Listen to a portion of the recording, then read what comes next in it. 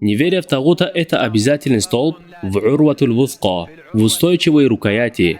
Где же знающий ученый в аяте Аль-Курси и Ан-Нахле? Тот, кто пишет и лечит, но хуже прозрачной родниковой воды. Все, что выходит за рамки шариата, это тагут. Запрещено это, будь то поклонение, повиновение или любовь. Назови его тот, кому подчиняются в заблуждении. Он воспитывает. Вот Ади сказал: мы не поклонялись им. А пророк ответил: это не то, что имеется в виду. Пророк прочитал: они взяли своих ученых и монахов господами, разъясняя их деяния. Повиновение ученым в дозволении, как и в запрете при искажении.